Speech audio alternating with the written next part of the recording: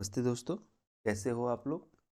I hope आप बहुत ही अच्छा होगे और अच्छा कर रहे होगे अपने जीवन में। तो आज का जो हमारा टॉपिक है बेसिकली वो हम बात करेंगे स्पुटम टेस्ट के ऊपर। तो आप सभी का एक बार पुनः स्वागत है लैबमेट यूट्यूब चैनल में। मेरा नाम अभिषेक कोचा है और स्पुटम टेस्ट के बारे में आज पढ़ने वाले हैं। अगर जो आप एमएलटी का एग्ज़ाम देने वाले हो, चाहे वो एमसीआरई का हो या कोई भी कॉम्पिटिटिव एग्जाम हो में स्पुटम स्टूल टेस्ट या बॉडी फ्लूइड एनालिसिस से काफ़ी क्वेश्चन आते रहते हैं। तो आज हम इसी स्पुटम टेस्ट के बारे में पढ़ेंगे। ठीक है, तो आई होप आपके लिए काफ़ी अच्छा हो। वीडियो के अंत तक बने रहिएगा। स्पुटम टेस्ट बेसिकली देखोगे क्या स्पुटम होता क्या है। स्पुटम इज बेसिकली स्पुटम क्या होता है, यह एक ब्रोंकियल सिक्रीशन होता है। Sputum is the bronchial secretion hyperlink utilize to clean the respiratory passages, है ना। रेस्पिरेटरी पासेज को क्लीन करने का काम, ये रेस्पिरेटरी पासेज को क्लीन करने का काम किसका होता है? हमारा अभी जो बताया आपने, ये ब्रोंकियल सिक्रीशन हाइपरलिंक, जिसको हम स्पुटम बोलते हैं। ब्रोंकियल का ये सिक्रीशन है जो कि म्यूकसी इन नेचर होता है। ठीक है, मतलब कि सेमी सॉलिड जैसा सबस्टेंस, जेली जैसा सबस्टेंस है और रेस्पिरेटरी पासेज को क्लीन करता है। यानी कि रेस्पिरेटरी पासेज जैसे ब्रोंकियल हो गया या फिर आपका जो भी एल्वोलाइज है या फिर आपका नेजल ट्रैक्ट है, उन सब में क्या है, कोई भी प्रकार का अगर जो डस्ट पार्टिकल या फिर कोई फॉरेन सब्सटेंस है तो वो म्यूकस के साथ मिक्स होकर बाहर आ जाता है। तो म्यूकस का जनरल काम ये है। नाउ फॉरेन सब्सटेंसेज, जैसे यहाँ पे बात की गई है फॉरेन सब्सटेंसेज और माइक्रोब्स की। ठीक है, फॉरेन सब्सटेंसेज और माइक्रोब्स जो है वो बेसिकली करते क्या है, वो आपका डिफेंसिव एंड इम्यूनोलॉजिकल रिस्पॉन्स देने का काम करता है। यानी कि फॉरेन सब्सटेंस या माइक्रोब से ये क्या करता है, एक तरह से आपका फॉरेन सब्सटेंसेस से, या फिर ये फॉरेन सब्सटेंसेज हो गए। ठीक है, ये आप देख रहे हो फॉरेन सब्सटेंस और माइक्रोब से ये डिफेंसिव और इम्यूनोलॉजिकल रिस्पॉन्स देने का काम हमारा किसका है? हमारा ये डिफेंसिव एंड इम्यूनोलॉजिकल रिस्पॉन्स देने का काम किसका है? ब्रोंकियल। ब्रोंकियल सिक्रीशन का नाम क्या है? इस ब्रोंकियल सिक्रीशन का नाम है, सेपरेशन सिक्रीशन का नाम है, वो है स्पुटम। ठीक है, यानी कि हमारे बॉडी में कोई माइक्रोब्स आ गया, समझ रहे हो, हमारे बॉडी में जैसे ये वायरस है। ठीक है, वायरस हमारी नेजल ट्रैक्ट में आ गया। ठीक है, तो इसके थ्रू हमारे ब्रोंकियल रीजन में चला गया। ठीक है, तो वहाँ पे क्या होगा, स्पुटम होगा और स्पुटम में के साथ ये मिक्स हो जाएगा, मतलब ये आगे नहीं बढ़ पाएगा, स्पुटम के साथ मिक्स्ड हो जाएगा। और वेनेवर हमको, हम क्या करेंगे, हम स्पुटम को बाहर ला सकते हैं अपने इच्छा अनुसार, तो ये इसके साथ बाहर आ जाएगा। This is the common phenomena. ठीक है, नाउ यह क्या होता है, एक्वस इन नेचर होता है। ठीक है, ये बात क्या किया गया है कि it is in aqueous nature, यानी कि यह एक्वस नेचर में होता है। और इसमें जो है लिक्विड कंपोनेंट कितना होता है जी? 95%। 95% इसमें लिक्विड होता है। ठीक है, 95% लिक्विड यानी कि वाटर होता है, 95% वाटर होता है, यानी कि काफ़ी मात्रा में वाटर होता है। और अदर मटेरियल्स भी हैं इसमें, अदर मटेरियल्स भी हैं सच इज प्लाज्मा। ठीक है, जैसे कि प्लाज्मा होता है। ठीक है, और क्या होता है, और बात करेंगे तो ये म्यूकस भी होता है। नॉर्मल फ्लोरा बेसिकली क्या होते हैं, ऐसे ऑर्गेनिज्म जो जिन हमारे लिए हार्मफुल नहीं होते हैं, ये बेनिफिशियल होते हैं। और defensive immune cells such as white blood cells के कुछ मात्रा इसमें हो सकते हैं, defensive immune cell T cell and B cells हो सकते हैं। सम टाइम यह क्या होता है, कुछ सम सॉलिड को भी, इट कंटेन सम सॉलिड, कुछ सॉलिड को भी कंटेन कर सकते हैं। ठीक है, जैसे माइक्रोब्स हो गए, ये सब क्या है, सॉलिड्स हैं, डस्ट पार्टिकल हो गए, सॉलिड मटेरियल। तो इनमें 95% वाटर है। ठीक है, हमको क्या क्या समझ में आ गया, चलो एक बार उसको डिस्कस करते हैं, क्या क्या समझ में आया। तो देखो, 95% वाटर है और बच गया जो 5%, 5% में क्या क्या है, सॉलिड मटेरियल हो सकता है, इम्यून सिस्टम का कुछ पार्ट हो सकता है। ठीक है, और क्या क्या है जी, और हमारा प्लाज्मा हो सकता है इसमें, प्लाज्मा। ठीक है, ये सारे सेल्स होते हैं अपने। ठीक है, नाउ ड्यूरिंग एक्सपेक्टोरेशन यानी कि कफिंग के दौरान, ड्यूरिंग एक्सपेक्टोरेशन यानी कि कफिंग की बात कर रहे हैं। एक्सपेक्टोरेशन का मतलब कफी यानी खास के जो कफिंग करते हो तुम, उसमें क्या होता है, sputum gets contaminated with normal bacteria flora and cells from pharynx and mouth. यानी कि कफिंग के दौरान जो आपका स्पूटम है वो क्या होता है, बेसिकली नॉर्मल बैक्टीरिया, यानी कि नॉर्मल बैक्टीरिया का मतलब यहाँ पे नॉर्मल फ्लोरा से है। नॉर्मल बैक्टीरिया का मतलब नॉर्मल फ्लोरा से है। तो नॉर्मल फ्लोरा के साथ यह कंटामिनेट हो सकता है और वो सेल्स जो है फेरिंग से माउथ में आ जाते हैं। यानी माउथ में क्या होता है, जिंजिवेलिस है या और बहुत सारे बैक्टीरिया हैं हमारे माउथ में, क्या होती है, एंटामीबा का कुछ फॉर्म है, जिंजिवेलिस है, वो सब नॉर्मल फ्लोराज होते हैं। तो माउथ तक आके हमारा स्पूटम क्या होता है, इससे कंटामिनेट होता है। और जब कंटामिनेशन होगा तो यह क्या होता है, इसको हम लोग बाहर की तरफ, यही फिनोमिना हमने बताया गया। अब एग्जामिनेशन ऑफ स्पूटम करते क्यों है, यानी examination of sputum is mainly carried out for, किस लिए करते हैं एग्जामिनेशन स्पूटम। तो आपको बताया कि क्या है, हमारा स्पूटम में बैक्टीरिया भी होता है, ठीक है। तो identification of positive agent, first हमारा जो की मार्कर होगा वो आइडेंटिफिकेशन ऑफ पॉजिटिव एजेंट और ऑर्गेनिज्म, जो कि बेसिकली क्या होता है, lower respiratory tract, lower respiratory tract मतलब कि लंग इन्फेक्शन में अगर जो किसी को ट्यूबरकुलोसिस है या किसी प्रकार का लंग इन्फेक्शन है, जैसे न्यूमोकोकस या न्यूमोनिया हुआ, स्ट्रेप्टोकोकस न्यूमोनिया का इन्फेक्शन, तो बेसिकली क्या होता है, हमारे लंग्स में, हमारे लंग्स में ये इन्फेक्शन होता है, तो ये ब्रोंकाइटिस होता है। तो इन तरह के डिजीज को टैकल करने के लिए हमको करना पड़ता है स्पूटम टेस्ट। स्पूटम में भी वो बैक्टीरिया का मात्रा होता है, ठीक है। जैसे क्या क्या वो डिजीजेज हैं, जैसे सस्पेक्टेड ट्यूबरकुलोसिस हो गया, ठीक है, suspected tuberculosis and suspected fungal infection, ठीक है। फंगल इन्फेक्शन में कैंडिडा एल्बिकन्स हो गया, ठीक है। और कुछ क्रोनिक डिजीजेज भी हैं, क्रोनिक डिजीज में, क्रोनिक डिजीजेज भी हैं कुछ। क्रोनिक डिजीज में जैसे आप देखोगे ब्रांकियोटेक्सिस एंड निमोनिया, तो ये ब्रांकियोटेक्सिस और निमोनिया के लिए भी करते हैं और फंगल इन्फेक्शन एंड ट्यूबरकुलोसिस के लिए भी करते हैं।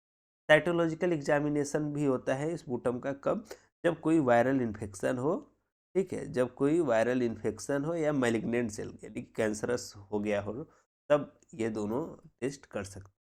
तो जनरल बोल सकते हो कि हमारा स्पूटम टेस्ट दो चीज़ों के लिए होता है, आइडेंटिफिकेशन ऑफ पॉजिटिव एजेंट या ऑर्गेनिज्म और साइटोलॉजिकली, ठीक है। नाउ नेक्स्ट हम पढ़ेंगे क्या इंस्ट्रक्शन आप दोगे जब सैंपल को कलेक्ट करने जाते हो, यानी कि कुछ इंस्ट्रक्शन है जो आपको सैंपल कलेक्ट करने के दौरान पेशेंट को देने हैं, ठीक है। पहला, a mouthwash is done at first to remove any bacteria where fungal contamination, ठीक है। यानी कि जैसे हम अभी बताया कि जब हमारे माउथ तक स्पूटम आता है ड्यूरिंग एक्सपेक्टोरेशन या कफिंग के दौरान, तो नॉर्मल फ्लोरा के साथ कंटामिनेट हो जाता है।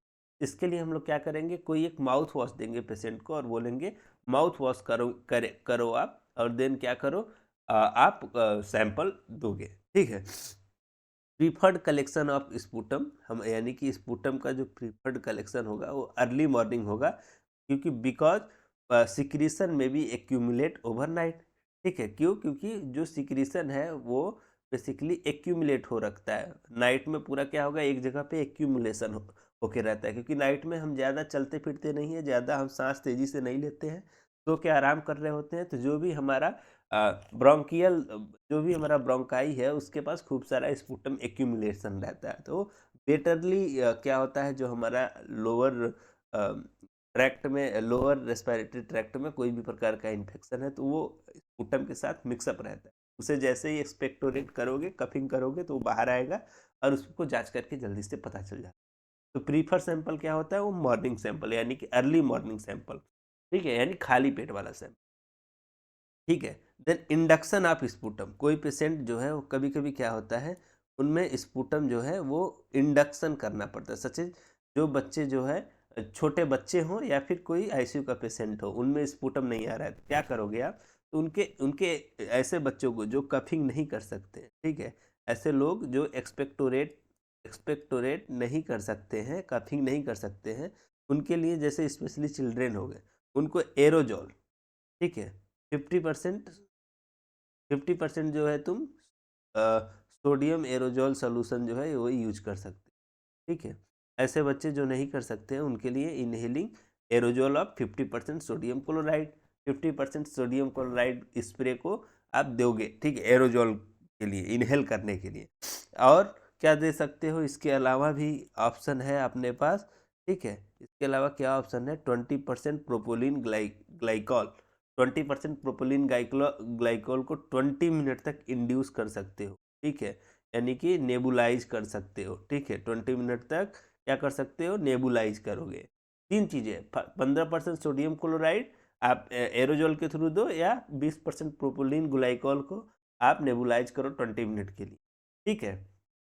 Then sputum can also be induced, sputum can also be induced by inhaling distilled water in association with chest physiotherapy or by inhaling nebulized hypertonic solution।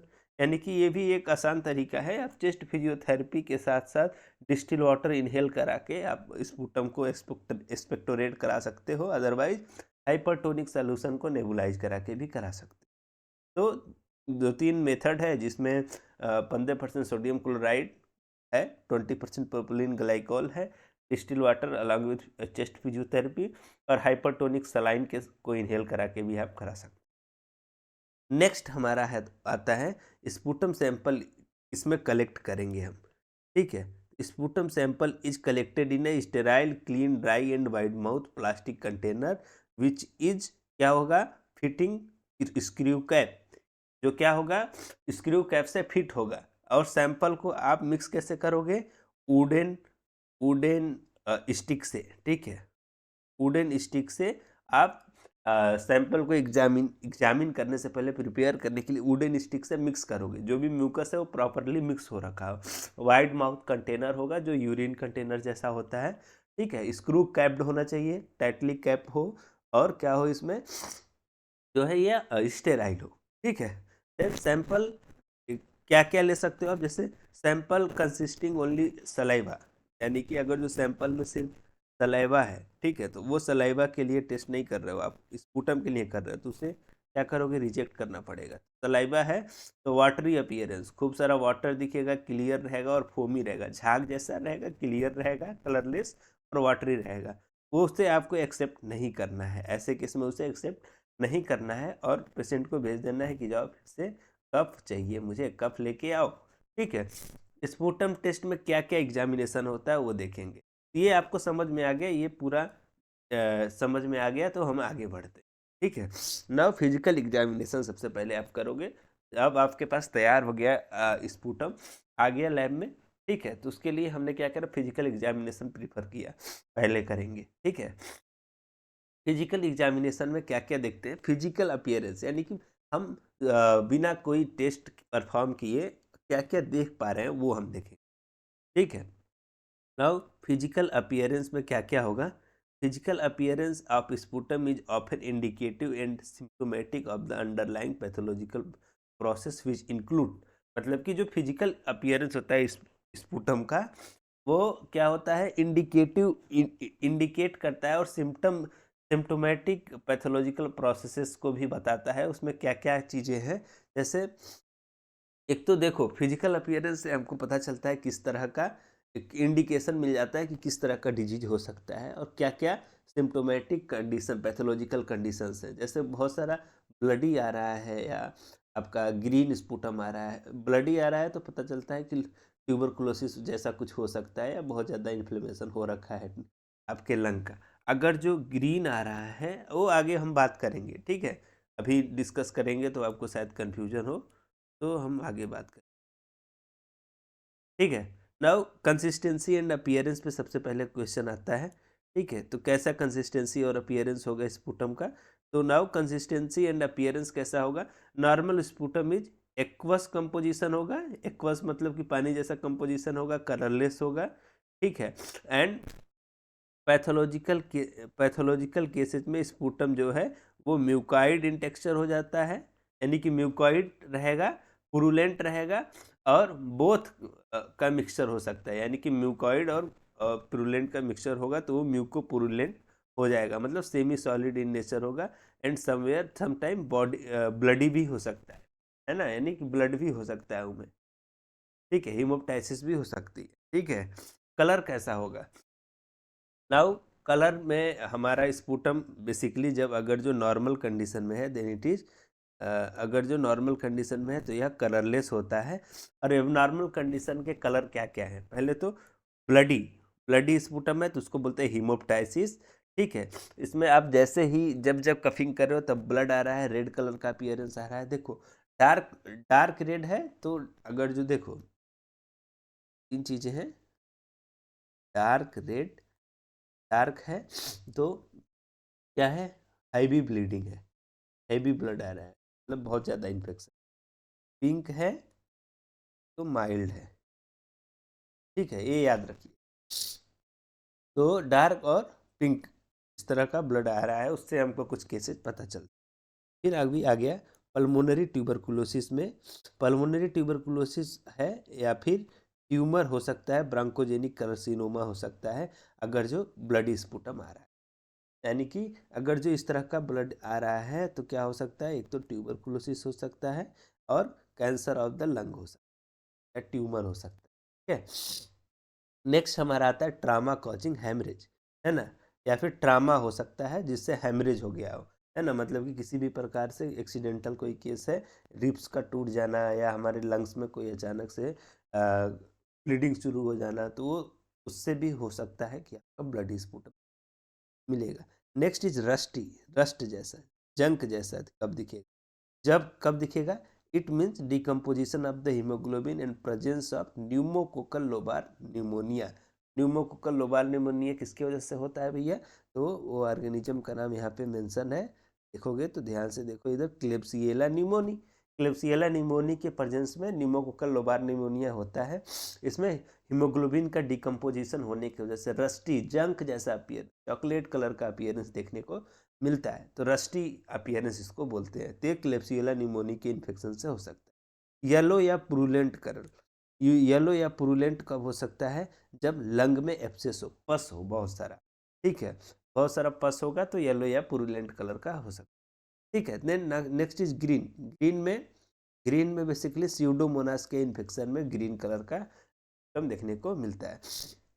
Now next है हमारा pink, ठीक है, pink या frothy ए, frothy मतलब कि air bubbles, pink हो और उसमें एयर बबल दिख रहे हैं तो पल्मोनरी एडिमा हो सकता है, ठीक है। जैसे मैंने बताया कि माइल्ड में ब्लीडिंग हो रही है तो पल्मोनरी एडिमा में पिंक या फ्रोथी दिख सकता है, ठीक है। नॉर्मल स्पुटम क्या है? ऑर्डरलेस होता है, यानी कि कोई उसमें गंध नहीं होती, लेकिन पैथोलॉजिकल केसेज में आप देखोगे पुट्रिड ऑर्डर। प्यूट्रिड ऑर्डर कब देखने को मिलेगा आपको? प्यूट्रिड ऑर्डर बेसिकली देखने को मिलता है व्हेनेवर गैंग्रीन हो, है ना, जब भी गैंग्रीन हो गया हो तब आपका एरोजिनेसा या फिर एरोजिनेसा का इन्फेक्शन या फिर किसी भी प्रकार का इस तरह का इन्फेक्शन है जिससे गैंग्रीन का गैस गैंग्रीन हो जाता है तो उसे प्यूट्रिड ऑर्डर में आपको देखने को। फीकल ऑर्डर कब देखने को मिलेगा?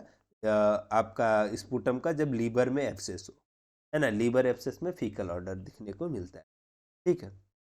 Now microscopic examination. Microscopic examination ये हमारा फिजिकल था, फिजिकल में क्या क्या देखा हमने उसको एक बार समझ लेते हैं, ठीक है।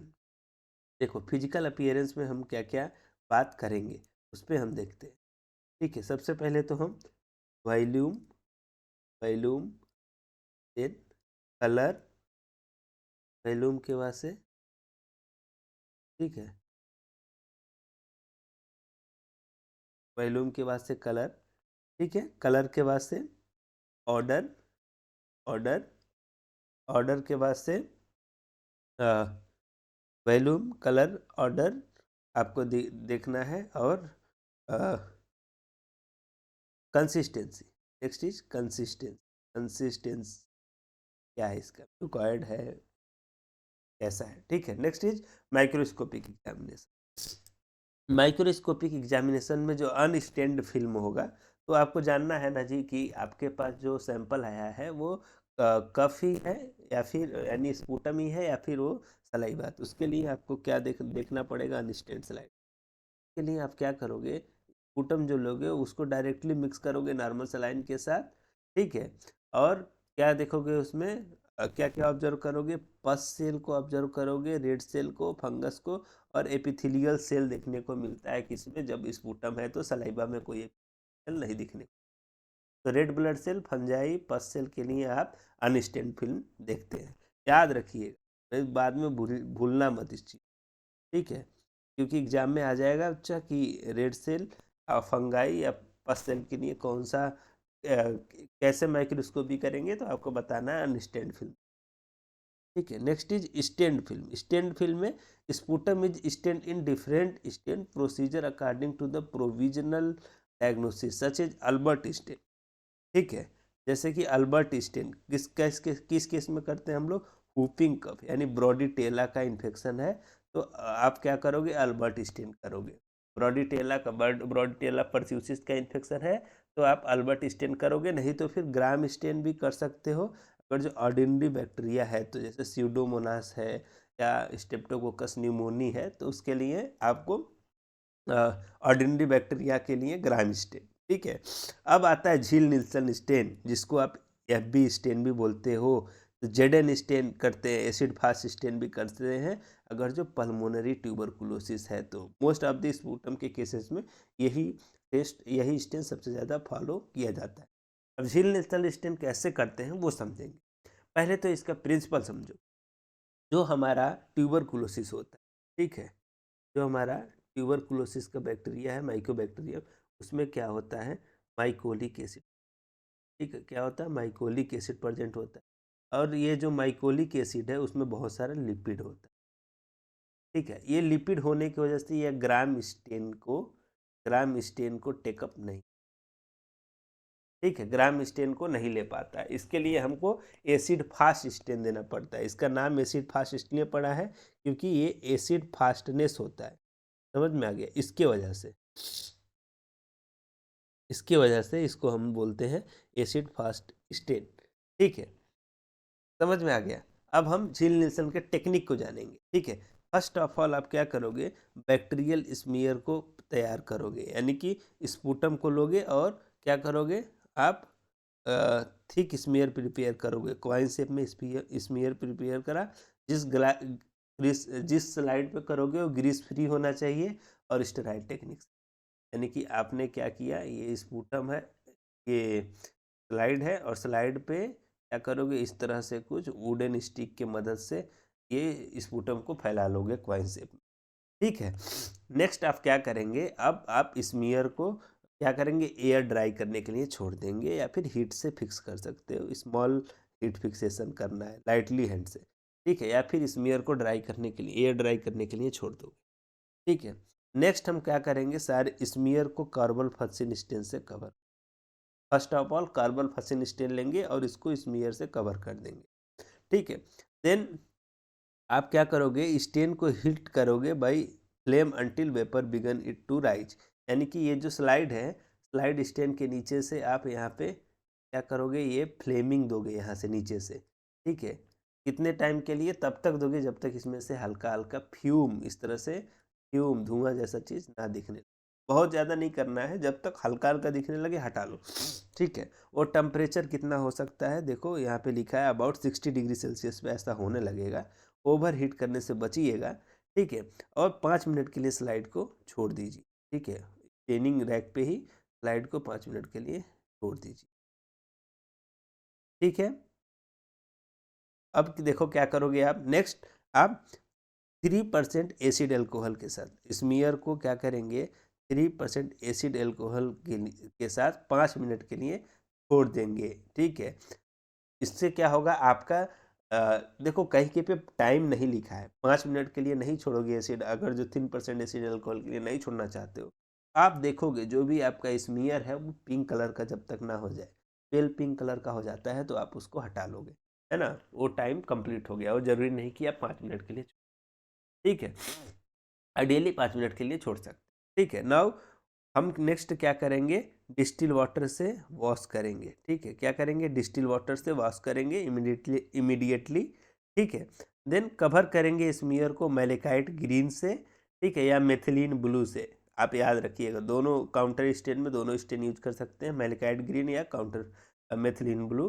1 to 2 मिनट के लिए, लॉन्गर टाइम भी कर सकते हो अगर जो स्मीयर आपका थिन है। ठीक है, अगर जो थिन स्मीयर है तो आप इसे लॉन्गर टाइम के लिए भी कर सकते हैं। ठीक है, तो स्मीयर को मैलेकाइट ग्रीन से क्लीन कर दिया, आपने काउंटर स्टेन कर दिया। ठीक है, 1 से 2 मिनट के लिए। Then wash off the stain with clean water, यानी टैप वाटर के साथ इसे वॉश ऑफ करोगे। ठीक है, बैक ऑफ द स्लाइड को क्लीन करोगे यूजिंग टिश्यू पेपर या कॉटन। ठीक है, देन इसको आप एयर ड्राई करने के लिए रैक में छोड़ देंगे। ठीक है, अब एग्जामिन करोगे स्मीयर को माइक्रोस्कोपिकली 100x पे ऑयल इमर्सन फील्ड में। ठीक है, कैसे दिखेगा आपको, तो दो चीज़ें आप यहाँ पे आपको दिख रही है। ठीक है, एक तो है हमारा जो ये जो आपको ब्लू ब्लू बैकग्राउंड दिख रहा है, ये क्या है हमारा, बेसिकली यह हमारा अभी आपने जो मेथिलाइन ब्लू यूज करोगे तो ये ब्लू बैकग्राउंड दिखेगा, ये एपिथेलियल सेल्स वगैरह हो सकते हैं। ठीक है, अगर जो मैलेकाइट ग्रीन यूज करोगे तो ये सब क्या दिखेंगे, ब्लू कलर के दिखेंगे। ठीक है, ब्लू कलर में दिखेंगे। अब ये पोर्शन जो हमको दिख रहा है ये, इसको हम लोग बोलते हैं AFB।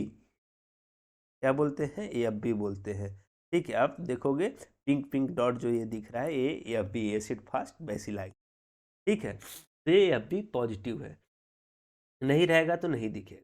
ठीक है, के लिए बहुत सारे बच्चे पूछते हैं, तो वो के लिए मैंने आपको बता दिया। ठीक है, नाउ एसिड फास्ट, आपको बी ए क्या था, वो हमारा एसिड फास्ट नहीं था, वाइल बी इज द, यहाँ पे देखो लिखा है bright red to intensive purple red colour आपको दिख रहा है, तो वो एसिड फास्ट है। ठीक है, और एसिड नॉन एसिड फास्ट क्या है, ब्लू कलर या ग्रीन कलर का दिख रहा है, तो वो ग्रीन लिखे दिखेगा। और जो मैलेकाइट ग्रीन है और नॉन एसिड फास्ट, अगर जो आपने मेथिलीन ब्लू यूज किया है तो ब्लू कलर दिखेगा। ठीक है, with Jaden stain, Ziehl Neelsen stain में माइकोबैक्टीरिया जो है वो बेसिकली ब्राइट रेड कलर के अपीयर होंगे। ठीक है, यह स्लाइटली कर्व्ड और ऑब रॉड के रूप में दिखते हैं। ठीक है, ठीक है, ऑब रॉड के रूप में दिखते हैं। ठीक है, यह 0.2 to 0.5 माइक्रोन विड्थ होता है, 2 से 4 माइक्रोन इनका क्या होता है, लेंथ होता है। ठीक है, अगेंस्ट अ ग्रीन और ब्लू बैकग्राउंड, अगर जो आप फिगर में अभी देखा होगा तो उसमें आपको ये इस तरह से दिखेंगे। ठीक है, ब्राइट रेड कलर में, स्ट्रेट और स्लाइटली कर्व्ड। ठीक है, नेक्स्ट है हमारा both acid and alcohol fast term जो है एसिड फास्ट बेसिलाई के लिए यूज किया। ठीक है, मिनिमम कितने फील्ड देखना होता है इसमें, 100 फील्ड देखना होता है, ताकि अगर जो आप नेगेटिव रिपोर्ट अब देने जा रहे हो, पॉजिटिव है तो उसे आप सेटिस्फैक्ट्री जब तक नहीं हो जाते हैं कि एक पर फील्ड में कितना दिख रहा है, उसके हिसाब से देख के आप दे सकते हो। उसके लिए RNTPC यानी कि revise national tuberculosis control programme का कुछ गाइडलाइन है, स्कैंटी 1+, 2+, 3+ और 4+। ठीक है, देखिए स्कैंटी 1+, 2+, 4+, ऐसे ग्रेडिंग के साथ दे सकते हो। ये पर फील्ड में कितना FB दिख रहा है उसके आधार पे है। लेकिन अगर जो ऐसा नहीं दिख रहा है तो आप क्या करोगे, 100 फील्ड काउंट करके तब नेगेटिव रिपोर्ट दोगे, क्योंकि कभी कभी स्कैंटिंग में कहीं कहीं दिखता है, कहीं कहीं नहीं दिखता। अगर जो एसिड फास्ट बेसिलाई दिख जा रहा है आपको, देन नंबर को आप रिपोर्ट करो, कितना नंबर हो रखा है। ठीक है, now a negative sputum smear. ठीक है, अगर जो निगेटिव स्मीयर है तो इसका मतलब ये नहीं है, does not rule out the diagnosis of tuberculosis since smear में भी पुअर क्वालिटी और ऑर्गेनिज्म में भी small in number, sputum sample में not have been the collected properly. These all the reason, अगर जो निगेटिव स्मीयर है इसका मतलब देखो ट्यूबरकुलोसिस ऐसा नहीं है कि नहीं है, हो सकता है स्पुटम की क्वालिटी खराब हो, या फिर ऑर्गेनिज्म बहुत कम मात्रा में हो, या फिर सैंपल प्रॉपर कलेक्ट नहीं किया गया है। ठीक है, देन कंसंट्रेशन टेक्निक ऑफ स्पुट, now concentration technique of sputum क्या है, ठीक है, वो समझेंगे हम। जैसे इसमें in concentration technique a solution of concentrated sodium hypochloride is added to the sputum sample which cause the liquefaction of mucus and killing of bacteria. ठीक है, कंसंट्रेशन टेक्निक में हम क्या करते हैं, बेसिकली सोडियम हाइपोक्लोराइड को स्पूटम सैंपल के साथ मिक्स करते हैं। ठीक है, हाइपो को हमने क्या कर दिया, हाइपो को स्पूटम सैंपल के साथ मिक्स कर दिया। ठीक है, इससे क्या होता है, हमारा लिक्विफाई हो जाता है म्यूकस, जो है म्यूकस लिक्विफाई हो जाएगा और माइक्रोबैक्टीरिया किल आउट हो जाएगा। ठीक है, देन क्या करोगे आप, सैंपल जो है वो देन आप सैंपल को सेंट्रीफ्यूज करते हैं सेडिमेंटेशन के लिए। देन सेडिमेंट से आप क्या करते हो, स्पूटम स्पूटम का थिन स्मीयर प्रिपेयर करते हो और उसे जेडन स्टेन के साथ एग्जामिन करते हो। ठीक है, जेडन स्टेन के साथ एग्जामिन करोगे, ये आपका जेडन स्टेन है। और इससे क्या होता है, कंसंट्रेशन टेक्निक से अगर जो बैक्टीरिया स्कैंटी इन नेचर है, आपको नहीं समझ में आ रहा है, ठीक है, अगर जो आपका AFB जो है वो स्कैंटी है, नहीं समझ में आ रहा है, तो कंसंट्रेशन टेक्निक करिए, सोडियम हाइपोक्लोराइड को ऐड करिए और उसे म्यूकस के साथ मिक्स करिए। लिक्विफाई होने के बाद इसे सेंट्रीफ्यूज करो और जो भी आपका सेटल डाउन सेडिमेंट है उसमें क्या करोगे, उस बैक्टीरिया को सेडिमेंट में बैक्टीरिया को खोजिए, मिल जाता है तो फिर उसे आप रिपोर्ट करिए। ठीक है, ये कंसंट्रेशन टेक्निक। अब आता है स्पूटम कल्चर। ठीक है, स्पूटम कल्चर ये एफबी टेस्टिंग के वास्ते भी होता है। ठीक है, तो स्पूटम कल्चर मेनली हम किस लिए करते हैं, ताकि हम क्या कर सकें, कुछ चीज बैक्टीरिया जो भी हैं उनको हम स्पूटम टेस्टिंग के थ्रू कल्टीवेट कर सकें लैब्स के। ठीक है, अब एक बार ये क्लीन करने के बाद इरेज कर लूँ फिर। ठीक है, अब आ जाते हैं स्पूटम कल्चर। ठीक है बच्चों, स्पूटम कल्चर में तो स्पूटम कल्चर हम लोग किस में करते हैं, ब्लड अगार में करेंगे, ग्राम पॉजिटिव कोकाई का ग्रोथ है तब। ठीक है, जैसे स्टेप्टोकोकस या स्टेफाइलोकोकस का ग्रोथ है तो आप ब्लड अगार करोगे, नहीं तो फिर मैकॉन्की अगार करते हैं, gram negative bacteria such as Klebsiella pneumoniae वगैरह है तब, स्यूडोमोनास है तब। चॉकलेट अगार पे भी करते हैं, हीमोफिलस इन्फ्लुएंजा वगैरह है तब उसके लिए। और अगर जो ट्यूबरकुलोसिस के लिए कर रहे हो तो उसके लिए एलजे मीडियम पे करते हैं, लोवेन जेंसन मीडियम पे। ठीक है, इसमें क्या करते हैं, आफ्टर इनोकुलेटिंग मीडिया में आपको ब्लड एंड चॉकलेट अगार में क्या देखने को मिलता है, ब्लड एंड चॉकलेट अगार में एनोरोबिकली 5 से 10% कार्बन डाइऑक्साइड के प्रेजेंस में। ठीक है, 5 से 10% कार्बन डाइऑक्साइड के प्रेजेंस में आप इनोकुलेट करोगे मीडिया को। ठीक है, देन कैंडल जार का यूज करोगे। कैंडल जार क्या होता है, इस तरह का एक जार में पूरे मीडिया को भर लोगे और उसमें कैंडल जला के रख दोगे। जैसे ही कैंडल ऑफ हो जाएगा तो मानते हैं कि एरोबिकली ऑक्सीजन जो भी था वो कंज्यूम हो गया, अब एनोरोबिक कंडीशन हो जाता है। ठीक है, ये हमारा टेक्निक है कैंडल जार टेक्निक। अब इसमें क्या करते हैं, सारे प्लेट जो है वो 37 डिग्री सेल्सियस पे इंक्यूबेट करके रख दोगे आप। ठीक है, 24 आवर के लिए। और अगार प्लेट को देन बैक्टीरियल ग्रोथ या कॉलोनी फार्मिंग यूनिट के तहत काउंट कर लोगे। ठीक है, तो ये हमारा स्पूटम कल्चर हो गया। ठीक है, now types of the most common bacteria that cause bronchitis. कौन कौन से मोस्ट कॉमन बैक्टीरिया है जो कि ब्रोंकाइटिस कॉज करते हैं। ठीक है, तो मोस्ट कॉमन बैक्टीरिया क्या है जो ब्रोंकाइटिस कॉज करते हैं, उनकी बात करेंगे। उनमें सबसे पहले आता है स्टेप्टोकोकस न्यूमोनी। क्या क्या है, ठीक है, स्टेप्टोकोकस न्यूमोनी, अभी हमने इसके बारे में बात भी की। Streptococcus pneumoniae is the most common bacteria, gram positive diplococci है। देन स्टेप्टोकोकस पायोजन, ये पायोजेनिक इन्फेक्शन कॉज करता है। पुरुलेंट आपको मिल रहा था, पुरुलेंट और पस जैसा आपको सैंपल मिलेगा येलो। हीमोफिलस इन्फ्लुएंजा, इसके लिए चॉकलेट अगार पे ग्रोथ करते हैं। ग्राम निगेटिव कोकोबैसिलाई होता है ये। ठीक है, क्लेब्सिएला न्यूमोनी है। ठीक है, ये भी ग्राम निगेटिव बैक्टीरिया है। स्यूडोमोनास एरोजिनेसा, ये भी ग्राम निगेटिव बैक्टीरिया है। ये सब ब्रोंकाइटिस काज करते हैं, यानी डिजीज ऑफ द ब्रोंकस यानी इन्फ्लेमेशन ऑफ द ब्रोंकस काज करते हैं। आफ्टर ऑल, इन सब के बाद एक सुटेबल कल्चर मीडिया की ज़रूरत होती है समटाइम। ठीक है, किसके लिए, माइकोबैक्टीरियम ट्यूबरकुलोसिस के आइडेंटिफिकेशन। तो सुटेबल कल्चर मीडियम के बारे में बताया, एलजे मीडिया बोलते हैं उसे। लोवेंसन जेंसन मीडिया, लोवेंसन जेंसन मीडिया पे इसका ग्रोथ करते हैं। स्पूटम को कल्चर करते हैं हम लोग स्लैंट स्मॉल बॉटल में। स्लैंट स्मॉल बॉटल होता है, अगार इसमें बेस होता है, सॉरी अगार जो बेस होता है वो एग होता है अगार के जगह पे। तो उसमें हम लोग एक स्मॉल बॉटल है, उसमें हम क्या करते हैं, स्लैंट पोजीशन में बैक्टीरिया को इनाकुलेट करते हैं और 35 से 37 डिग्री सेल्सियस पे 2 से 3 दिन के लिए इसको इंक्यूबेट करते हैं। पॉजिटिव कल्चर में not appear and should be left in the incubator for 6 week. अगर जो 2 से 3 दिन में पॉजिटिव कल्चर नहीं आ रहा है, यानी ग्राम उसमें टर्बिडिटी आपको नहीं दिख रही है, टर्बिडिटी दिखती है उस बॉटल में, तो हम मानते हैं कि उसमें ट्यूबरकुलोसिस का ग्रोथ है। नहीं दिखता है अगर जो, आप उसको 6 वीक के लिए, 6 हफ्ते के लिए छोड़ देंगे। दैट्स वाई आप देखोगे टीबी कल्चर में 1 महीने से ज़्यादा का टाइम, 1.5 महीना के लगभग लगता है, और हर 3 दिन पर ग्रोथ को चेक करोगे 6 वीक तक। बिकॉज जो माइकोबैक्टीरियम है इसका जनरेशन टाइम काफ़ी लंबा होता है, इसलिए ग्रोथ में इतना टाइम लग रहा है। 18 से 20 घंटे इसके जनरेशन टाइम होते हैं।